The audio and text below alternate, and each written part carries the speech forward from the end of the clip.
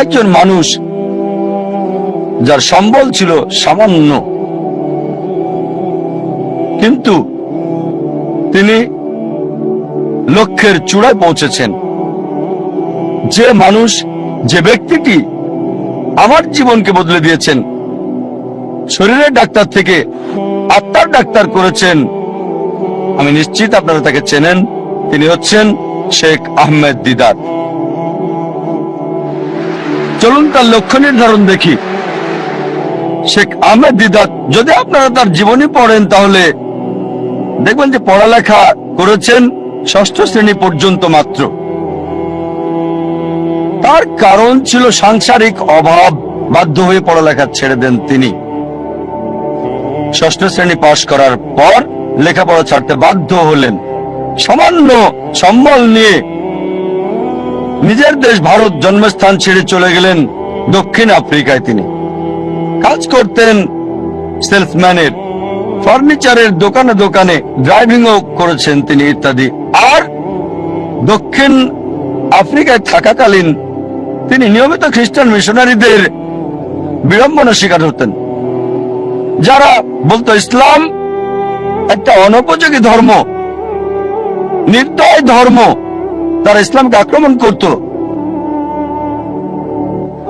আর যেহেতু হ্যারাসমেন্টের শিকার, তার মনে একটা ইচ্ছা আসলো, ইসলামের বিরুদ্ধে সব অভিযোগের আমি উত্তর দিতে চাই সেই সব খ্রিস্টান মিশনারিদের। এই খ্রিস্টান মিশনারিদের ইসলামের বিরুদ্ধে বলার উপযুক্ত জবাব দিতে চাই। চিন্তা করেন, 6ষ্ঠ শ্রেণী পর্যন্ত পড়া একজন মানুষ,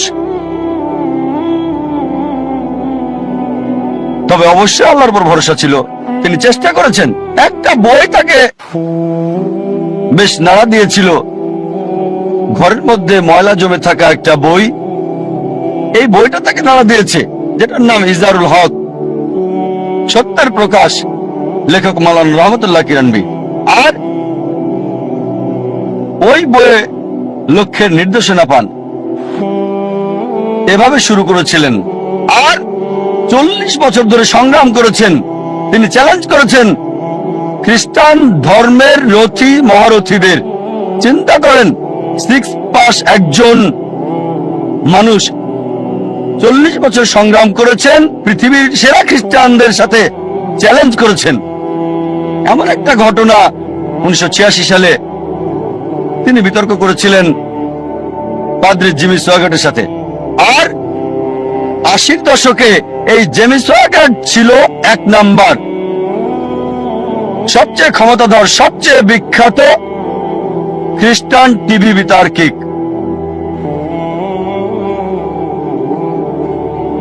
তার বিতর্কের কয়েক সপ্তাহ আগে শেখ দিদাতের এক ভক্ত বলল, শেখ আহমেদ দিদাত, আমি আপনার ভক্ত, আপনাকে একটা উপদেশ দিচ্ছি। এই জেমি সোয়াগাটকে আমি চিনি, তার সম্পর্কে আমি জানি। তার সাথে বিতর্ক করবেন না, আপনাকে হাসির পাত্র বানাবে আর ফু দিয়ে উড়িয়ে দেবে। চিন্তা করেন, একজন ভক্ত আহমেদ দিদাতকে উপদেশ দিচ্ছে জেমি সোয়াগাটের সাথে ডিবেট না করার জন্য। আমি তাকে চিনি, আপনাকে হাসির পাত্র বানাবে আর ফু দিয়ে উড়িয়ে দেবে। যে লোক সবচেয়ে বিখ্যাত টিভি ব্যক্তিত্ব, টেলিভিশনের মালিক, যার বাজেট ছিল দৈনিক $1 মিলিয়ন বেশি সুনাম অক্ষুণ্ণ রাখার জন্য, আমাদের শেখ আহমেদ দিদাত, মাশাআল্লাহ, তার সাথে আল্লাহ ছিলেন। তিনি ইউএসএ তে গেলেন, ওই খ্রিস্টান মিশনারির শহরে, সে যে দেশে খুবই বিখ্যাত। তিনি গেলেন, বিতর্ক করলেন। আর আলহামদুলিল্লাহ, সুম্মা আলহামদুলিল্লাহ, আল্লাহর সাহায্যে তিনি টেবিলটাকে উল্টে দিলেন। চিন্তা করেন, একজন মানুষ সামান্য পুঁজি নিয়ে, স্কুলও পাশ করেননি, গ্রাজুয়েশন তো দূরের কথা, চ্যালেঞ্জ করেছেন খ্রিস্টান সম্প্রদায়ের প্রধান নেতাদেরকে। তারপর থেকে তিনি সবচেয়ে বড় বাধা বিশ্ব খ্রিস্টান নেতাদের জন্য, খ্রিস্টান মিশনারিদের জন্য। একা একজন মানুষ শেখ আহমেদ দিদাত আল্লাহ সুবহানাহু ওয়া তাআলার সাহায্যে সমগ্র খ্রিস্টানদের চ্যালেঞ্জ করেছেন।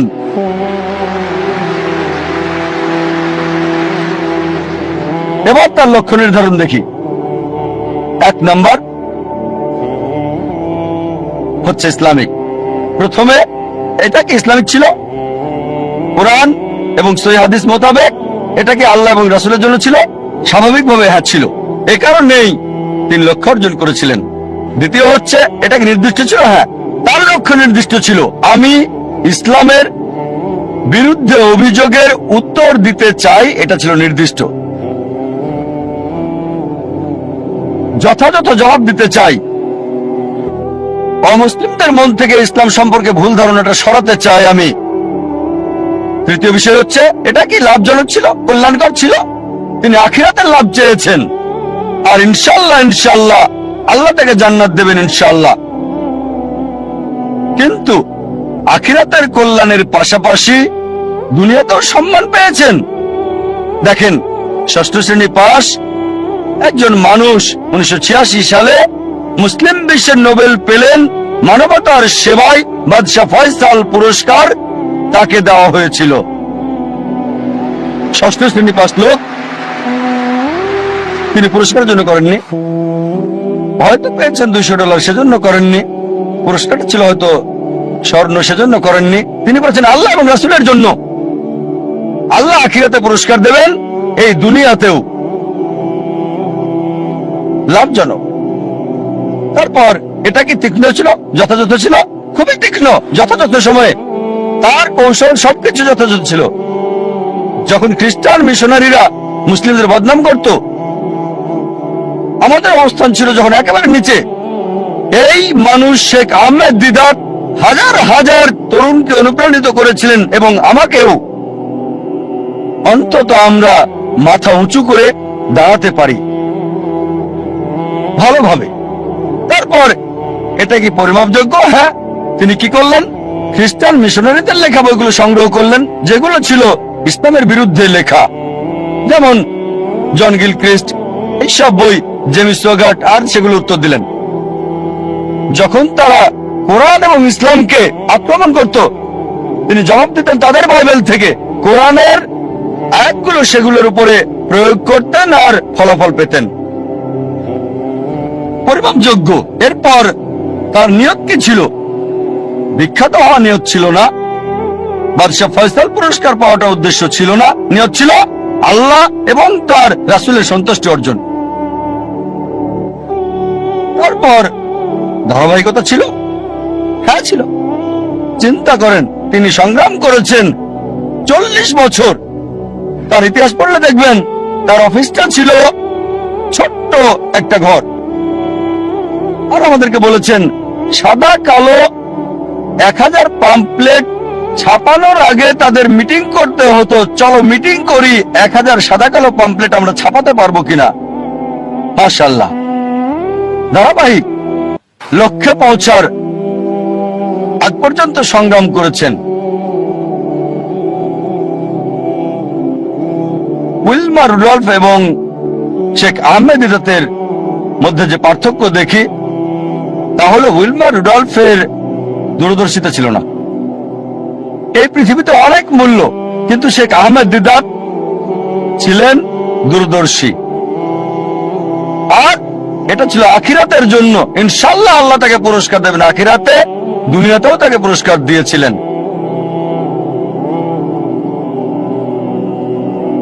আমাদের অনেকে জানে না জীবনের উদ্দেশ্যটা কি। বেশিরভাগই 1 নম্বর উদ্দেশ্যটা হচ্ছে কিভাবে উপার্জন করবে। অধিকাংশ লোককে জিজ্ঞেস করবেন, তাদের সঙ্গে কথা বলে দেখবেন 1 নম্বর চেষ্টা হচ্ছে জীবিকার ব্যবস্থা করা। তারা জীবিকার ব্যাপারে বেশি সচেষ্ট, কিভাবে জীবন চালাবে। তাদের উপার্জনের উপর ভিত্তি করে জীবন ধারণ করে থাকে।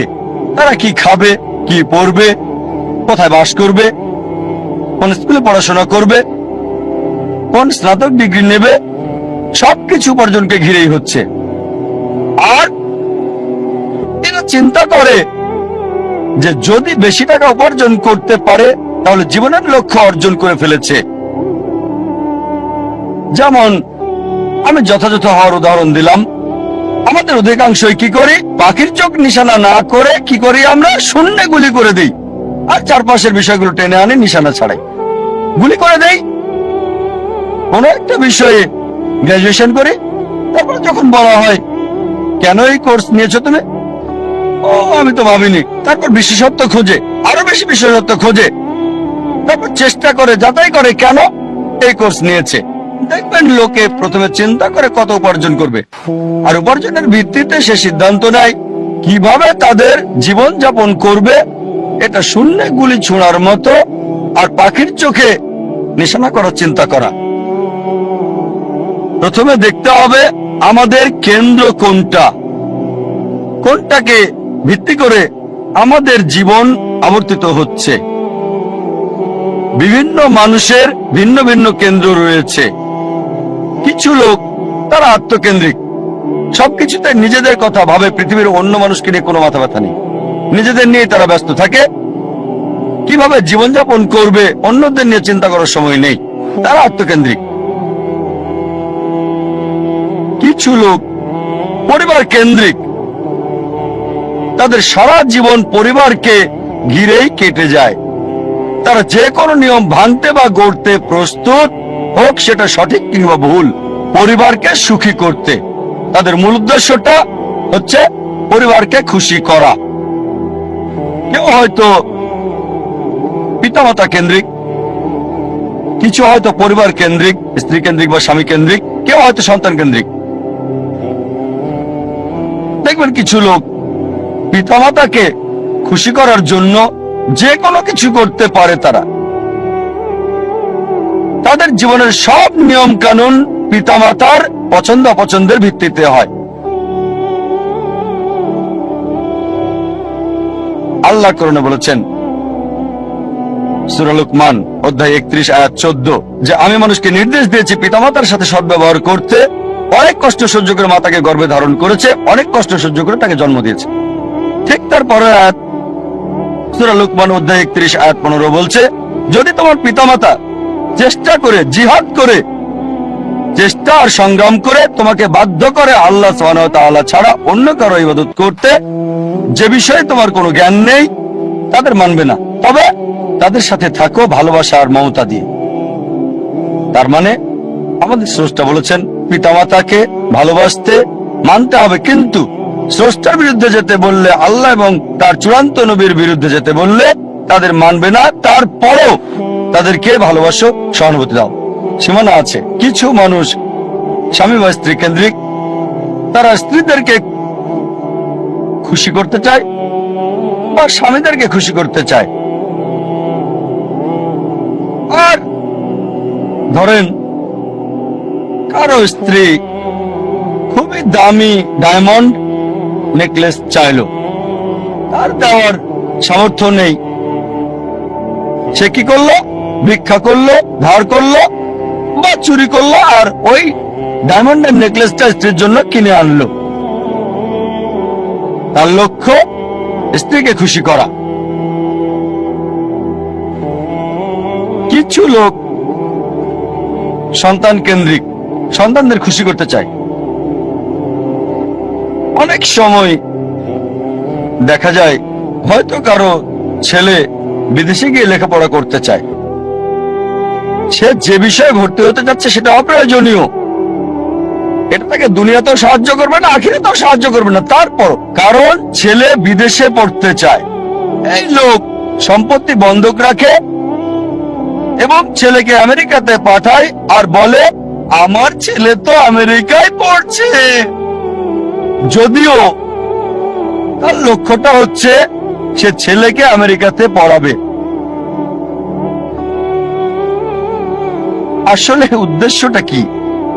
জীবনটা কোন কেন্দ্রিক? কিছু লোক যারা হচ্ছে সমাজ কেন্দ্রিক, আমরা জানতে চাই আমাদের পরিবারের বাইরের লোকজন কি চিন্তা করে, এভাবে পুরো জীবনটা সমাজ কেন্দ্রিক হয়ে যায়। কিছু লোক প্রতিবেশী কেন্দ্রিক, প্রতিবেশীর সাথে প্রতিযোগিতায় লিপ্ত।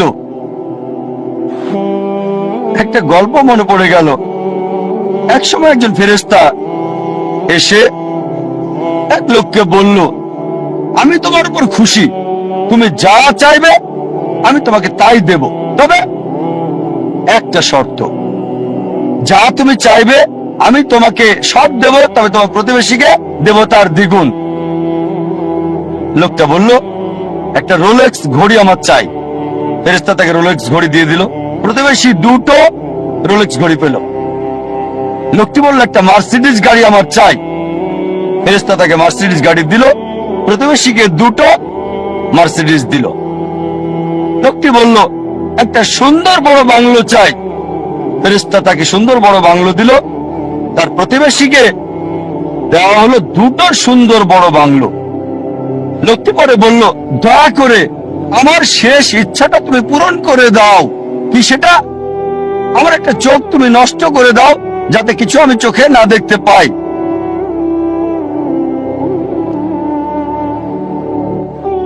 চিন্তা করেন, সে তার নিজের চেয়ে প্রতিবেশীকে নিয়ে বেশি ব্যস্ত। তার জীবন সহজ কিন্তু জটিল সেটা ভাবছে না সে। প্রাচুর্য কি দারিদ্রতা যাই থাকুক, সে বেশি চিন্তিত তার প্রতিবেশীর চেয়ে ভালো জীবন যাপন করা নিয়ে। এ কারণেই সে ফেরেশতাকে বলল, আমার একটা চোখ নষ্ট করে দাও, যাতে প্রতিবেশীর দুটো চোখই নষ্ট হয়ে যায়। এভাবে আমরা প্রতিবেশী কেন্দ্রিক। নিজে সুখী কিনা ভাবছে না, দেখতে পারবে কিনা সেটা ব্যাপার না। যেহেতু প্রতিবেশী সম্পূর্ণ অন্ধ হবে, তাই একটা চোখ হারাতে কোনো আপত্তি নাই। প্রতিবেশী কেন্দ্রিক। কিছু লোক বন্ধু কেন্দ্রিক, কিছু আবার শত্রু কেন্দ্রিক। তারা বেশি চিন্তিত তার শত্রু কি করছে সেটা নিয়ে। শত্রু কি চিন্তা করছে আমার ব্যাপারে তা নিয়ে পরিকল্পনা করে। শত্রু যদি এটা করে আমি ওটা করবো। সব সময় সারা জীবন চিন্তা করে এভাবে শত্রুরা কি করছে। এটা আপনি পাবেন বিভিন্ন ক্ষেত্রে। ব্যবসায় চিন্তা করছে তার শত্রুর ব্যাপারে, ছাত্র চিন্তা করছে শত্রুর ব্যাপারে। তারা যা চিন্তা করে তার প্রতিরোধ চিন্তা করে। শত্রু যা চিন্তা করছে তার প্রতিরোধমূলক চিন্তা। বেশিরভাগ সময় তারা কাটায় শত্রুর মোকাবেলার চিন্তা করে। তাদেরকে একটা সুন্দর শান্তির উপদেশ দিতে চাই, যা আমি অনুসরণ করি। যদি কেউ আপনার দিকে পাথর ছুঁড়ে মারে, নিজেকে এতটা উঁচুতে নিয়ে যান যাতে পাথর আপনাকে ছুঁতে না পারে। কেউ আপনার দিকে ঢিল ছুঁড়ে মারলে নিজেকে এমন উঁচুতে নিয়ে যান যাতে পাথর আসতে না পারে। তাহলে প্রতিযোগিতার প্রশ্ন আসবে কি করে? আপনার বিরুদ্ধে শত্রুর পরিকল্পনার সুযোগ আসবে কি করে? আরেকটা উপদেশ, যদি কেউ ইট ছুঁড়ে মারে আপনার দিকে, এই ইট দিয়ে ঘর তৈরি করেন আপনি। স্কুলে শিখতাম মার্শাল আর্ট, কেরাতি, জুডো। যদি বড় কেউ আপনাকে ধাক্কা দেয়, কি করতে হবে? সাইড স্টেপ নিতে হবে। তার শক্তি কাজে লাগিয়ে তাকে ফেলতে হবে, তার শক্তির ব্যবহার।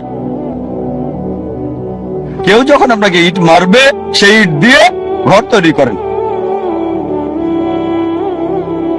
কিছু লোক সুনাম কেন্দ্রিক, তারা সুনাম চায়। মূল উদ্দেশ্য খ্যাতি পাওয়া। যে কোনো অনৈতিক কাজ করতে প্রস্তুত, নিয়ম কানুন বিসর্জন দিতে পারে। কিছু লোক তারা হচ্ছে ভোগবাদী, তারা সম্পদ কেন্দ্রিক। সব সময় চিন্তা করে অর্জন কি, কত সম্পদ করেছে, তারা কি পড়ে। আর এটা কমন, খুবই কমন মানুষের মধ্যে, বিশেষ করে ধনীদের মধ্যে। বন্ধুদের সাথে দেখা হলে গল্প শুরু করে। কোন ব্র্যান্ডের ঘড়ি পড়েছো? এটা কি ট্যাগ হিয়র নাকি ওমেগা? ও, এটা রোলেক্স। ভিতরে কিসের? আয়রনের নাকি চামড়ার? বেসারটা কি? ও, কোন ধরনের ডাল? Gold plated, diamond stone? ও, কারুকাজ করা, পার্টি ফিলিপ।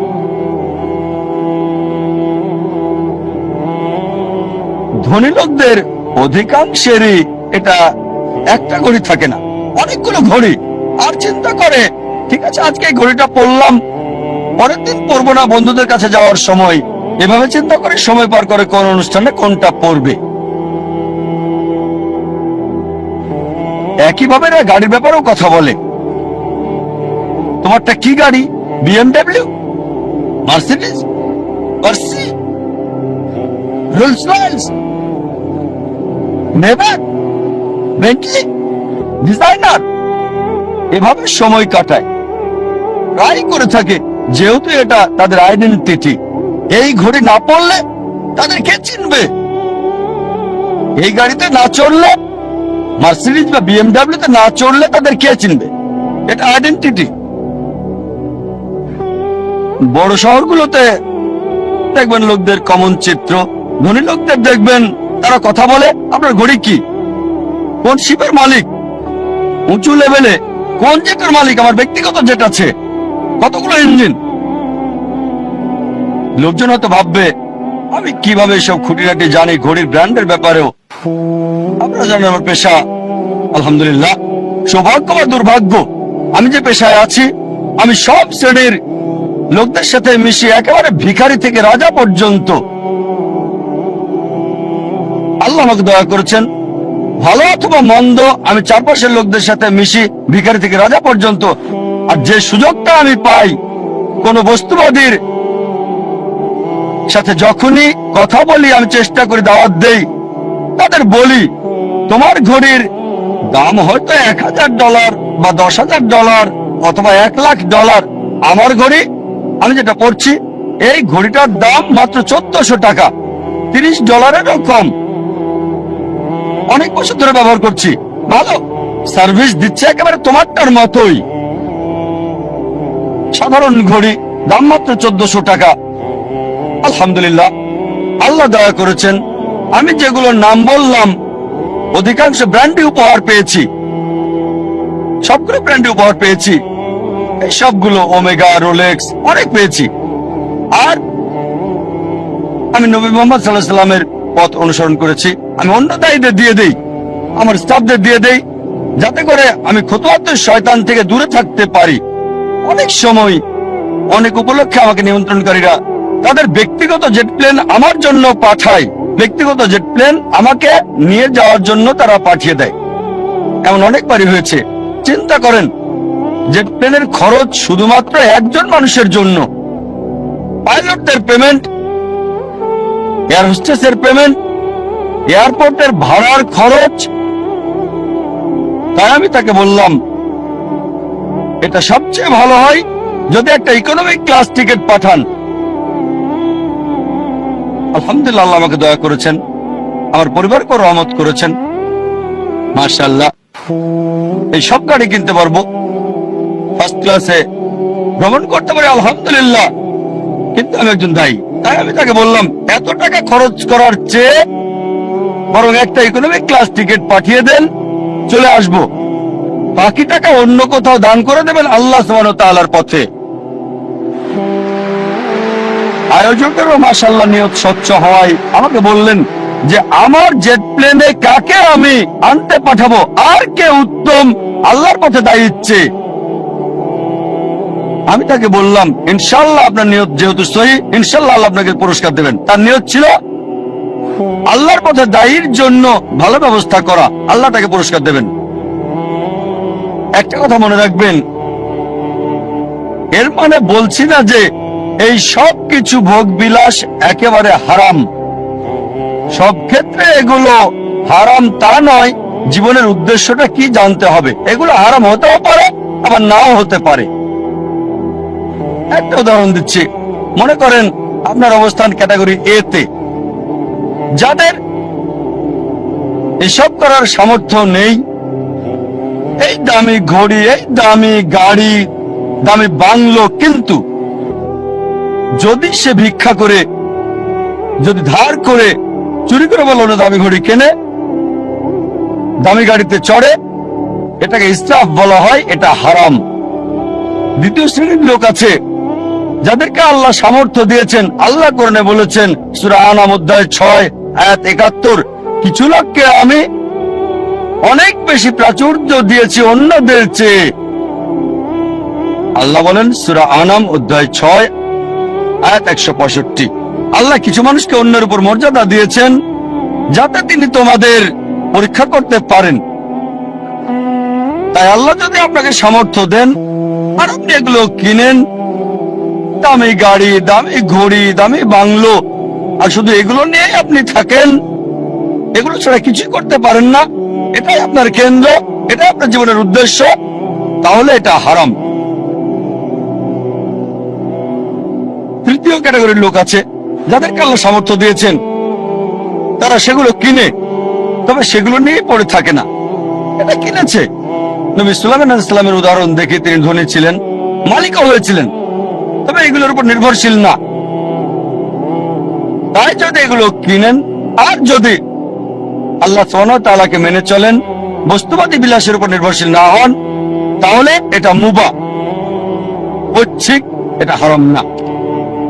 তবে সবচেয়ে উত্তম চতুর্থ ক্যাটাগরি, যাদের আল্লাহ সামর্থ্য দিয়েছেন আর তারপর সেগুলো ব্যবহার করে না, এগুলো কিনে না।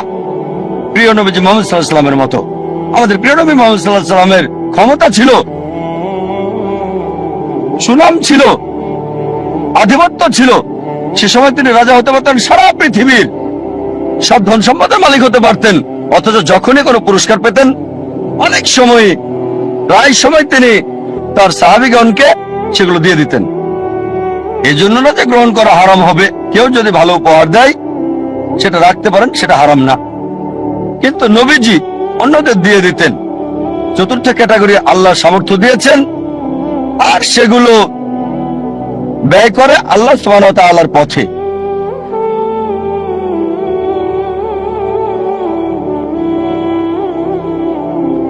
আমাদের গন্তব্য নির্ধারণ করতে হবে, আমাদের কেন্দ্র কোনটি।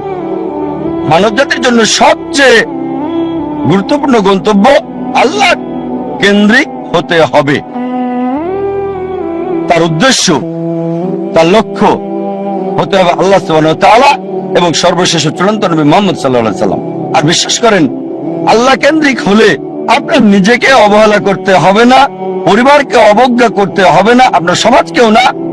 আল্লাহ কেন্দ্রিক হলে আল্লাহ বলেছেন, নিজের যত্ন নাও, রাতে ঘুমাও। আল্লাহ বলেছেন পরিবারের দেখাশোনা করতে। পিতামাতার ব্যাপারে আল্লাহ বলেছেন সূরা ইসরা অধ্যায় 17 আয়াত 23 ও 24 যে আল্লাহ নির্দেশ দিচ্ছেন তাকে ছাড়া কারো ইবাদত করবে না, পিতামাতার সাথে সদ্ব্যবহার করবে, যদি তাদের একজন বা উভয়ই বার্ধক্যপরিণত হয় বিরক্তি প্রকাশ করবে না, এমনকি উফ শব্দটা করবে না। বিনীতভাবে কথা বলো, দয়ার ডানা মেলে দাও আর দোয়া করো, হে আল্লাহ তাদের অনুগ্রহ করো যেভাবে তারা আমাকে শৈশবে লালন করেছেন। তার মানে যদি আল্লাহ কেন্দ্রিক হন, পিতামাতাকে ভালোবাসতে হবে, সম্মান করতে হবে, মান্য করতে হবে। যদি তারা আল্লাহ এবং রাসূলের বিরুদ্ধে যায় সেক্ষেত্রে মানবে না, তারপরও ভালোবাসা সহানুভূতি থাকতে হবে। সূরা লোকমান অধ্যায় 31 আয়াত 14 এবং 15। যদি আল্লাহ কেন্দ্রিক হন তার মানে এই না যে স্ত্রীর খোঁজ খবর নেবেন না। একটা হাদিস আছে প্রিয় নবীজি মুহাম্মদ সাল্লাল্লাহু আলাইহি ওয়াসাল্লামের, আহমদ ইবনে হাম্বল, হাদিস নাম্বার 7396। আমাদের নবীজি মুহাম্মদ সাল্লাল্লাহু আলাইহি ওয়াসাল্লাম বলেছেন, মুমিনদের মাঝে সেই সবচেয়ে উত্তম যে তার পরিবারের সাথে ভালো, বিশেষ করে স্ত্রীর সাথে। আল্লাহ কেন্দ্রিক হলে পরিবারকে অবহেলা করতে হবে না, সমাজকে অবহেলা করতে হবে না। আল্লাহ বলেন সূরা মাউন অধ্যায় 107 আয়াত 1 থেকে 7 যে প্রতিবেশীর হক আদায় করো, প্রতিবেশীকে সাহায্য করো। প্রিয় নবী মুহাম্মদ সাল্লাল্লাহু আলাইহি ওয়াসাল্লাম বলেছেন, এই হাদিসটা আছে সহিহ বুখারীতে ভলিউম 1 বুক অফ ফেথ হাদিস নাম্বার 13 যে সে কখনোই পূর্ণ মুমিন নয় যদি তার ভাইয়ের জন্য তা পছন্দ না করে যা সে নিজের জন্য করে থাকে। তার মানে অন্যদেরও দেখাশোনা করতে হবে। তাই আল্লাহ কেন্দ্রিক হওয়া মানে এই না যে সবকিছুকে অবহেলা করে ভিখারির মতো জীবনযাপন করতে হবে। তবে কেন্দ্র হবে আল্লাহ। আল্লাহ যদি সম্পদ দেন, সেই সম্পদকে আল্লাহর রাস্তায় ব্যয় করেন। আল্লাহ সুনাম দিলে আল্লাহর রাস্তায় সেটা ব্যয় করতে হবে। আল্লাহ আপনাকে গুণ দিলে, আল্লাহ আপনাকে অনুগ্রহ দিলে আল্লাহর রাস্তায় সেটাকে ব্যয় করেন। সবচেয়ে বড় উদাহরণ, রোল মডেল, যে মানুষটি সম্পূর্ণভাবে আল্লাহ কেন্দ্রিক ছিলেন, সর্বশেষ এবং চূড়ান্ত নবী মুহাম্মদ সাল্লাল্লাহু আলাইহি সাল্লাম। আমাদের প্রিয় নবী মুহাম্মদ সাল্লাল্লাহু আলাইহি সাল্লাম সবচেয়ে বড় উদাহরণ। তিনি সবকিছুতে আল্লাহ কেন্দ্রিক ছিলেন। আর তিনি শুধু মুসলিম জাতির জন্যই আসেননি, সমগ্র মানব জাতির জন্য রহমত স্বরূপ। আল্লাহ কোরআনে বলেন সূরা আম্বিয়া অধ্যায় 21 আয়াত 107, ওয়ামা আরসালনাকা ইল্লা রাহমাতাল লিল আলামিন, আমি তো তোমাকে অবশ্যই সমগ্র মানব জাতির রহমত হিসেবে প্রেরণ করেছি, সমগ্র সৃষ্টির রহমত হিসেবে, সমগ্র পৃথিবীর জন্য রহমত। একজন মানুষের জন্য সবচেয়ে ভালো উদাহরণ, যার জীবনের সবচেয়ে ভালো উদ্দেশ্য ছিল, মানব জাতির সবচেয়ে বড় উদাহরণ একজন মানুষের জন্য, বর্বর জাতিকে যিনি মানব জাতিতে রূপান্তরিত করেছেন, যে মানুষটা মানব জাতিকে বদলে দিয়েছিলেন। আর ইতিহাস পড়লে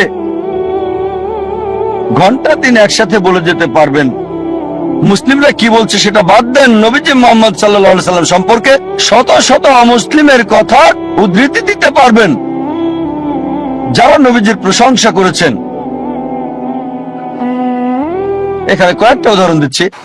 জর্জ বার্নার্ড শ, তিনি বলেছেন মুহাম্মদ সাল্লাল্লাহু আলাইহি সাল্লাম সম্পর্কে যে আমি তার সম্পর্কে পড়েছি, মানে নবী মুহাম্মদ সাল্লাল্লাহু আলাইহি সাল্লাম, আর আমার মতে নিরপেক্ষ অবস্থান থেকে বললে তাকে মানবতার রক্ষাকারী বলা উচিত। George Bernard Shaw. Thomas Carlyle বিখ্যাত ঐতিহাসিক ছিলেন, তিনি একজন ইউরোপিয়ান অমুসলিম। তার লেখা একটা বই হিরোজ অ্যান্ড হিরো ওয়ারশিপ, তিনি বীরদের ইতিহাস তুলে ধরেছেন। আর এক নম্বর হিরো, একজন বীর নবী, তিনি ঈসা আলাইহিস সালাম ছিলেন না, তিনি মুসা আলাইহিস সালাম ছিলেন না, দাউদ আলাইহিস সালাম ছিলেন না, সুলাইমান আলাইহিস সালাম ছিলেন না, তিনি ছিলেন মুহাম্মদ সাল্লাল্লাহু আলাইহি সাল্লাম। চিন্তা করেন, থমাস কার্লাইল একজন ইউরোপিয়ান, একজন খ্রিস্টান, তিনি এক নম্বর বীর নবী হিসেবে রেখেছেন নবী মুহাম্মদ সাল্লাল্লাহু আলাইহি সাল্লামকে। আমরা লা মার্টিনের কথা বলতে পারি। লা মার্টিন ছিলেন বিখ্যাত ঐতিহাসিক, তিনি ফরাসি, বই লিখেছেন দ্য হিস্টোরি অফ দ্য টক্স। তিনি লিখেছেন যদি উদ্দেশ্যের মহানুভবতা, সামর্থ্যের সীমাবদ্ধতা আর অসাধারণ ফলাফল, এই তিনটি বিষয় একজন ব্যক্তির মহত্ব নির্ণয়ের মাপকাঠি হয়, আধুনিক ইতিহাসে কাউকে পাওয়া যাবে না যে নিজেকে তুলনা করবে নবী মুহাম্মদ সাল্লাল্লাহু আলাইহি সাল্লামের সাথে। উদ্দেশ্যের মহানুভবতা, সামর্থ্যের সীমাবদ্ধতা আর অসাধারণ ফলাফল, এই তিনটি বিষয় হচ্ছে একজন মানুষের মর্যাদার মাপকাঠি। মানব ইতিহাসে এমন কাউকে দেখি না আধুনিক ইতিহাসে যে মুহাম্মদ সাল্লাল্লাহু আলাইহি সাল্লামের কাছাকাছি যাবে। তারপর আরো লিখেছেন মানব জাতির সকল গুণাবলীতে কোন মানুষই নিজেকে নবী মুহাম্মদ সাল্লাল্লাহু আলাইহি সাল্লামের সাথে তুলনা করতে পারবে না। মাইকেল এইচ হার্ট, বিখ্যাত ঐতিহাসিক, একটা বই লিখেছেন মানব ইতিহাসে সবচেয়ে প্রভাবশালী 100 ব্যক্তি, আদম আলাইহিস সালাম থেকে শুরু করে বর্তমান সময় পর্যন্ত, আর এক নম্বর অবস্থানে রেখেছেন নবী মুহাম্মদ সাল্লাল্লাহু আলাইহি সাল্লামকে। মানব ইতিহাসে সবচেয়ে প্রভাবশালী মানুষ আদম আলাইহিস সালাম থেকে শুরু করে বর্তমান পর্যন্ত নবী মুহাম্মদ সাল্লাল্লাহু আলাইহি সাল্লাম। আর লিখেছেন তিনি আমার পছন্দ মুহাম্মদ সাল্লাল্লাহু আলাইহি সাল্লামকে এক নম্বরে রাখা দেখে অনেক মানুষই এটা মানতে চাইবেন না, অনেকেই স্বীকার করতে চাইবেন না, অনেক মানুষই এটা মানতে চাইবেন না। তবে যে কারণে আমি নবী মুহাম্মদ সাল্লাল্লাহু আলাইহি সাল্লামকে এক নম্বরে রেখেছি তা হলো তিনি ইতিহাসের একমাত্র ব্যক্তি যিনি ধর্মীয় ক্ষেত্রে সফল মানুষ ছিলেন, পাশাপাশি অন্যান্য ক্ষেত্রেও।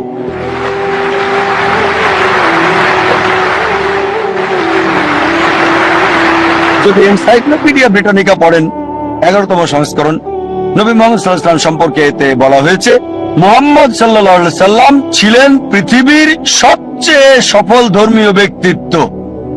চিন্তা করেন, এনসাইক্লোপিডিয়া ব্রিটানিকা।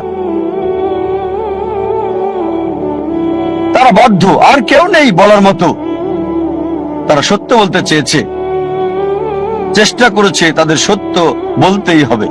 কারণ আল্লাহ কোরআনে বলেছেন সূরা ইসরা অধ্যায় 17 আয়াত 81, وقل جاء الحق وزهق الباطل إن الباطل كان زهوقا। যখন সত্য মিথ্যার বিরুদ্ধে দাঁড়ায়, মিথ্যা ধ্বংস হয়ে যায়, আর মিথ্যার ধ্বংস অনিবার্য। আল্লাহ কোরআনে বলেন সূরা কালাম অধ্যায় 68 আয়াত 4, নিশ্চয়ই নবী মুহাম্মদ সাল্লাল্লাহু আলাইহি সাল্লাম উত্তম চরিত্রের উপর অধিষ্ঠিত।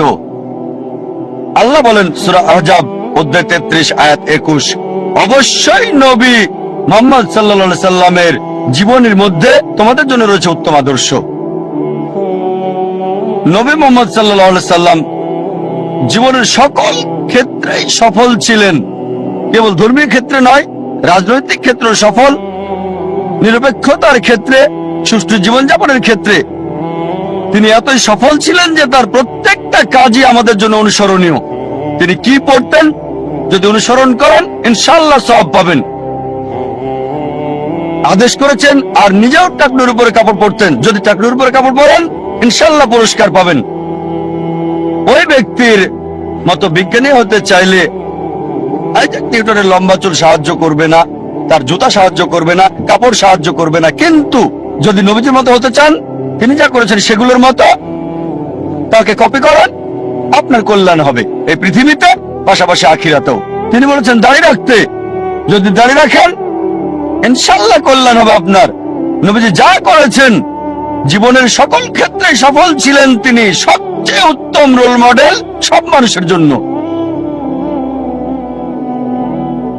ইসলামের ইতিহাসে আরো কয়েকজন রোল মডেল, তারা হলেন আল আশারে মুবাশশিরা, সেই 10 জন যারা জান্নাতের সুসংবাদ পেয়েছেন। এটা আছে সুনান তিরমিজি ভলিউম নাম্বার 4 হাদিস নাম্বার 1171। নবীজি 10 জনের নাম উল্লেখ করে গেছেন: আবু বকর সিদ্দিক, ওমর বিন আল খাত্তাব, উসমান বিন আফফান, আলী ইবনে আবি তালিব, তালহা বিন উবাইদুল্লাহ, জুবাইর বিন আওয়াম, আব্দুর রহমান বিন আউফ, সাদ বিন আবি ওয়াক্কাস, সাদ বিন জায়েদ, আবু উবাদা ইবনে আল জারাহ। এই 10 জন লোককে বেহেশতের সুসংবাদ দিয়েছেন নবী মুহাম্মদ সাল্লাল্লাহু আলাইহি সাল্লাম। ইতিহাসে আরো অনেক রোল মডেল রয়েছেন, এখানে বিস্তারিত বলার সময় নেই। অনেক মহিলা রয়েছেন যারা রোল মডেল। সবচেয়ে বড় উদাহরণ মা মরিয়ম, যিশু আলাইহিস সালামের মা। আল্লাহ কোরআনে বলেন সূরা আল ইমরান অধ্যায় 3 আয়াত 42, وإذ قالت الملائكة يا مريم আর ফেরেশতা এসে বলল, হে মরিয়ম, إن الله اصطفاكي وطهركي واصطفاكي على نساء العالمين। আল্লাহ তোমাকে বাছাই করেছেন আর পবিত্র করেছেন আর তোমাকে মনোনীত করেছেন সব নারীদের মধ্যে। মরিয়ম আলাইহিস সালাম, তাকে মনোনীত করা হয়েছে পৃথিবীর সব নারীদের মধ্যে। এছাড়াও আসিয়ার কথা বলা যায়, আল্লাহ তাকে শান্তিতে রাখুন, ফিরাউনের স্ত্রী ছিলেন। আল্লাহ বলেন সূরা তাহরিম অধ্যায় 66 আয়াত 11, তিনি আল্লাহ সুবহানাহু ওয়া তাআলার কাছে দোয়া করেছিলেন, হে আমার প্রতিপালক, আমার জন্য একটি গৃহ নির্মাণ করো জান্নাতে তোমার কাছে, আর আমাকে উদ্ধার করো ফিরাউন এবং তার সকল প্রকার দুষ্কর্ম থেকে। তার মানে তিনি দোয়া করেছিলেন জান্নাতে একটু স্থান চান আল্লাহ সুবহানাহু ওয়া তাআলার কাছে তার সমস্ত ধন সম্পদের বিনিময়ে। সেই সময়ে সবচেয়ে ধনী লোকের স্ত্রী ছিলেন তিনি, সে সময়ে সবচেয়ে ক্ষমতাধর মানুষ ছিল ফিরাউন। খাদিজা রাদিয়াল্লাহু আনহার কথা বলা যায়, নবীজি সাল্লাল্লাহু আলাইহি সাল্লামের প্রথম স্ত্রী তিনি। ফাতিমা রাদিয়াল্লাহু আনহার কথা বলা যায়, নবীজি সাল্লাল্লাহু আলাইহি সাল্লামের কন্যা। এরা ছিলেন মহিলাদের জন্য রোল মডেল। আমরা সেরা দম্পতির উদাহরণ দিতে পারি, উত্তম স্বামী এবং স্ত্রী নবী মুহাম্মদ সাল্লাল্লাহু আলাইহি সাল্লাম এবং বিবি খাদিজা রাদিয়াল্লাহু আনহা। সবচেয়ে খারাপ দম্পতির উদাহরণ আছে, খারাপ স্বামী এবং খারাপ স্ত্রী, আবু লাহাব এবং তার স্ত্রী। আল্লাহ বলেন সূরা আল-লাহাব অধ্যায় 111 আয়াত 3, তারা দুজনেই আগুনে জ্বলবে। ভালো স্বামী এবং খারাপ স্ত্রীর উদাহরণ রয়েছে। আল্লাহ বলেন সূরা তাহরিম অধ্যায় 66 আয়াত 10, লূত আলাইহিস সালাম এবং নূহ আলাইহিস সালামের স্ত্রীদের মধ্যে এর উদাহরণ রয়েছে। তারা ছিলেন সৎকর্মশীল এবং আল্লাহ সুবহানাহু ওয়া তাআলার অনুগত, কিন্তু তাদের স্ত্রীরা তাদেরকে মানত না। আল্লাহ এই সমস্ত স্ত্রীকে দোজখে দেবেন। ভালো স্ত্রী এবং খারাপ স্বামীর উদাহরণ রয়েছে। আমি আগে বলেছি আসিয়া, আল্লাহ তাকে শান্তিতে রাখুন, ফিরাউনের স্ত্রী। ফিরাউন ছিল খারাপ স্বামী, আসিয়া সবচেয়ে ভালো স্ত্রী। তিনি দোয়া করেছিলেন সূরা তাহরিম অধ্যায় 66 আয়াত 11, আমি জান্নাতে একটু জায়গা চাই আল্লাহ সুবহানাহু ওয়া তাআলার কাছে, দুনিয়ার সম্পদের বিনিময়ে, ফিরআউনের সব সম্পদের বিনিময়ে। এমন অনেক উদাহরণ আছে। নবীজি মুহাম্মদ সাল্লাল্লাহু আলাইহি ওয়াসাল্লাম বলেছেন, আল্লাহ শক্তিমান বিশ্বাসীকে বেশি ভালোবাসেন। বর্তমান সময়ে অনেক উদাহরণ আছে। এমন একটা নাম শেখ বিন বাজ, আল্লাহ তাকে রহম করুন, রহিমুল্লাহ। সামর্থ্য কম ছিল, অন্ধ ছিলেন, তারপরে অনেক জ্ঞানী ছিলেন তিনি। যদিও অন্ধ ছিলেন তবুও তার সময় অন্যতম সেরা পণ্ডিতদের একজন। শেখ আহমেদ দিদাত উদাহরণ আছে, ষষ্ঠ শ্রেণীর পাস, খ্রিস্টান বিশেষজ্ঞদের চ্যালেঞ্জ করেছেন। আরেকটা উদাহরণ দিতে পারি, যদিও বড় না তবে আলাদা। আমি নিজে আমার নিজের কথা, যদিও নিজেকে বড় মনে করি না তবে আলাদা। এ কারণে যারা আমার শৈশব দেখেছে তারা আমাকে জানে আমি তোতলা ছিলাম। যখন কেউ বলতো তোমার নাম কি, আমি বলতাম যা যা যা যা জাকি, এরকমই ছিলাম। শৈশব থেকে আমি তোতলা। শেখ আহমেদ দিদাতের দ্বারা অনুপ্রাণিত হয়ে মেডিকেল কলেজে পড়ার সময় পৃথিবীর সেরা ডাক্তার হওয়ার স্বপ্নটাই দেখতাম। কখনো চিন্তাও করিনি যে 25 জন লোকের সামনে কথা বলবো। এই অবস্থা ছিল ডক্টর জাকির নায়েকের। স্বপ্ন দেখতাম পৃথিবীর সেরা ডাক্তার, বড় সার্জন হওয়ার। কখনো স্বপ্নেই ভাবেনি। স্বপ্নের ক্ষেত্রে যে কোনো স্বপ্ন আপনারা দেখতে পারেন, তবে 25 জনের সামনে কথা বলার মতো স্বপ্ন আমি কখনো দেখিনি। আলহামদুলিল্লাহ, আল্লাহ সুবহানাহু ওয়া তাআলার সাহায্যে শেখ আহমেদ দিদাতের দ্বারা অনুপ্রাণিত হয়ে এখন আল্লাহর ভৃত্য অনুগত, মাশাআল্লাহ। কথা বলি শত শত, হাজার হাজার, লাখ লাখ লোকের সামনে, মাশাআল্লাহ। এখানে দেখতে পাচ্ছেন 1 লাখেরও বেশি। শেখ আহমেদ দিদাতের দ্বারা অনুপ্রাণিত হয়ে ইসলামিক রিসার্চ ফাউন্ডেশন প্রতিষ্ঠা করলাম। বক্তা হওয়ার জন্য না, বক্তা তৈরি করার জায়গা করেছি। রাজা হতে পারবো না, রাজা তৈরি করবেন। আমি বক্তা হতে পারবো না, তাই বক্তা তৈরির জন্য অর্গানাইজেশন করেছি। আল্লাহর পরিকল্পনা ছিল, প্রথম বক্তা কথা বলতে পারছিলেন না, আমি বাধ্য হয়ে মঞ্চে গেলাম। আর বুঝতে পারলাম দাওয়ার কাজ করছি, অমুসলিমদের সাথে মুখে জড়তা নেই। যখন মুসলিমদের সাথে কথা বলছি তখন আছে, অমুসলিমদের সাথে কথা বলে তো তাই না। আমি যখন স্টেজে যাই, সাধারণত স্টেজে গেলে মানুষ তোতলায়। আলহামদুলিল্লাহ, আল্লাহ সুবহানাহু ওয়া তাআলার রহমতে আমি স্টেজে গিয়ে তোতলাইনি। তিনি দয়া করেছেন, আমাকে শরীরের ডাক্তার না করে আত্মার ডাক্তার করেছেন। আর শেখ আহমেদ দিদাত, আমি তাকে বললাম, আঙ্কেল, 1987 সালে প্রথম দেখা করি। আমি তার ড্রাইভার ছিলাম, চালক। যেখানে যেতেন আমি নিয়ে যেতাম যাতে সময়টা বেশি পাই। বললাম, আঙ্কেল, আপনি কেন এত এগ্রেসিভ? তিনি বললেন, বাবা, আমি এগ্রেসিভ না, আমি মিলিট্যান্ট। মিলিট্যান্ট। শয়তানের সাথে 2 ভাবে যুদ্ধ করা যায়, পানি দিয়ে অথবা আগুন দিয়ে। আমি আগুন বেছে নিয়েছি। এটা ছিল তার উত্তর। আমি যখন দেওয়া শুরু করলাম, তার ম্যাটেরিয়াল ব্যবহার করতাম, তবে নরম হয়ে থাকতাম, খুব নরম, খুব দয়ালু। কোনো ফলাফল নাই। মেডিকেল কলেজে দাওয়া দিতাম, তারপর মিলিট্যান্ট হলাম। শেখ দিদাতের চেয়ে বেশি মিলিট্যান্ট। হায় আল্লাহ, কি পেলাম! মুসলিম বন্ধুরা সব দৌড়িয়ে পালিয়ে যেত, আর আমি অমুসলিমদের সাথে একা। মিলিট্যান্ট হওয়ার একই ফলাফল পেলাম। মাশাআল্লাহ, আল্লাহ আমাকে পথ দেখিয়েছেন। স্টেজে এসে আমি নরম হয়ে যাই, এত নরম হই যে প্রশ্নকারীরা গালমন্দ করলে আমি হাসতাম। শেখ আহমেদ দিদাত আমাকে দিলেন টাইটেল।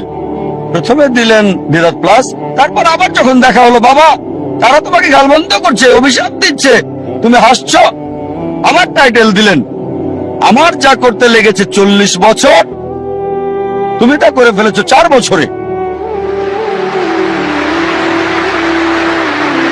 আর আলহামদুলিল্লাহ, যদি আমার ব্যাপারে দেখেন, আমার পছন্দটা, আমি এমন লোক যে সবসময় চেয়েছি সেরাটা, কখনোই 2 নম্বরটা চাইনি, সেরাটা। শৈশব থেকে সেরাটা বাছাই করেছি। এখন আমি আমার আকাঙ্ক্ষাকে আল্লাহ সুবহানাহু ওয়া তাআলার দিকে ফিরিয়েছি। একেবারে সেরা ক্যামেরাটা চেয়েছি। সেরা যন্ত্রপাতি, সবচেয়ে ভালো পরিবেশ আল্লাহর বার্তা প্রচার করার জন্য সেরা কনফারেন্সটা করতে চেয়েছি। এই কারণে এই কনফারেন্স আমরা এখানে করছি। ধরেন গ্র্যামি অ্যাওয়ার্ডস এবং অস্কার অ্যাওয়ার্ডস, এদের উদ্দেশ্যটা হারাম, তবে তাদের প্রযুক্তি প্রশংসা করার মতো। বললাম কেন আমরা করতে পারবো না আল্লাহ সুবহানাহু ওয়া তাআলার জন্য? উদ্দেশ্য ভিন্ন, আল্লাহ সুবহানাহু ওয়া তাআলাকে খুশি করা। পৃথিবীকে দেখাতে চাই যে আমরা মুসলিমরাও আলহামদুলিল্লাহ করতে পারি। এমন না যে এগুলো ছাড়া দেওয়া হবে না, হবে। আমরা দেখাতে চাই যে আমরা আল্লাহ সুবহানাহু ওয়া তাআলার জন্য সেরাটা চাই, সবচেয়ে ভালো অফিস করতে চেয়েছি। এজন্য সবচেয়ে ভালো অফিস করেছি, ব্যবহার করেছি ইটালিয়ান মার্বেল। আমার অফিসে ইটালিয়ান মার্বেল, ইসলামিক রিসার্চ ফাউন্ডেশনে। আমার বাড়িতে ইটালিয়ান মার্বেল নাই। কেন? যে স্থানে মানুষ আল্লাহ সম্পর্কে জানতে আসে তাদের সেরাটা দিতে চেয়েছি। সে সময় 1990-এর দিকে ইন্ডিয়াতে ইটালিয়ান মার্বেল মুসলিম অফিসে শুনি নাই, সামান্য দিয়ে শুরু। আমাদের অফিস ছিল মাত্র 20 থেকে 25 বর্গ মিটারের, 25 বর্গ মিটার অফিস ছিল, একজন কর্মচারী। এখন মাশাআল্লাহ আল্লাহর দয়ায় এখন 400-রও বেশি এমপ্লয়ি মাশাআল্লাহ। সবচেয়ে বড় দাওয়া প্রতিষ্ঠান মাশাআল্লাহ, আল্লাহ সাহায্য করেছে। স্কুলে আমি ভালো বিতার্কিক ছিলাম, খুবই ভালো। উদ্দেশ্য কি ছিল? বিতর্কে জয়ী হওয়া। উদ্দেশ্য পরিবর্তন করেছি, দিন প্রচারের চেষ্টা করছি, সত্য দিন ফলাফল পাচ্ছি। প্রথমে আমি ঘুমাতাম 5 ঘন্টা 6 ঘন্টা মেডিকেলের সময়, এখন ঘুমাই মাত্র 3 ঘন্টা আল্লাহর জন্য। আর আমার সবসময় চেষ্টা ছিল পৃথিবীতে ভিন্ন কিছু বা সেরা কিছু করা, দুটো যে কোনো একটা। মাশাআল্লাহ একটা ভিন্ন চ্যানেল শুরু করলাম তুলনামূলক ধর্মতত্ত্বের উপর। আল্লাহ এটাকে পৃথিবীর সবচেয়ে জনপ্রিয় চ্যানেল করেছেন, 100 মিলিয়নেরও বেশি দর্শক মাশাআল্লাহ।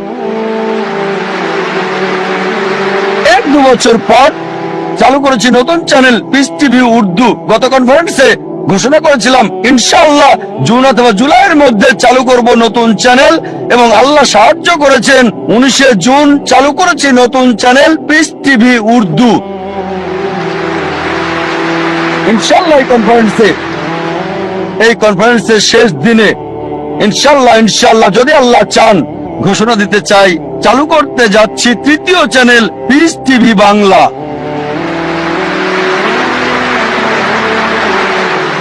কারণ বাংলা ভাষা মাশাআল্লাহ শত শত মানুষ বাংলায় কথা বলে, এটা দরকার। আমার ইচ্ছা সব ভাষায় এরকম ইসলামিক চ্যানেল চালু করা,